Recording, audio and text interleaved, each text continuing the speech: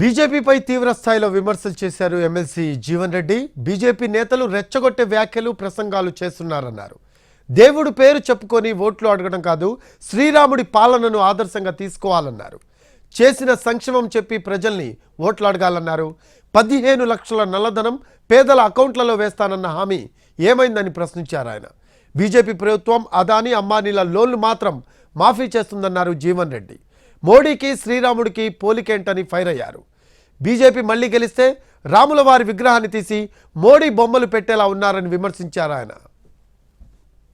ఇవాళ రెచ్చగొట్టే ప్రసంగాలతోని వీళ్ళ కేవలం వీళ్ళ రాముల వారి గురించి అంటే అసలు రాముల వారి మీద భక్తి లేనుడే కూడా అందరికీ రాముల వారిపై భక్తి ఉంటుంది.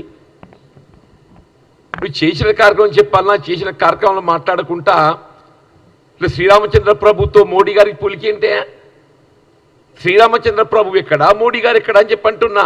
వీళ్ళు ఈ దేశంలో వికసిత్ భారత్ ఎవరికి? పెట్టుబడిదారులకు, అంబానీ అదాని లాంటి పెట్టుబడిదారులకు వికసిత్ భారత్. ఇందిరాగాంధీ గారిని అపర దుర్గ అపర కాళిగా వర్ణించి చెప్పండి, అపర దుర్గ అపర కాళి వర్ణించి చెప్పట్టు నేను. ఎక్కడ కాంగ్రెస్ పార్టీ, ఎక్కడ బీజేపీ స్వార్థ రాజకీయాలు? ఇలా పాకిస్తాన్, అసలు పాకిస్తాన్తో యుద్ధం చేసినోడు కూడా నువ్వు చేసినవేనా? నిజంగా ఆశ్చర్యం. బీజేపీ ఎన్నడైనా ప్రత్యక్షంగా పాకిస్తాన్ యుద్ధం చేసిందని అడుగుతున్నాను నేను.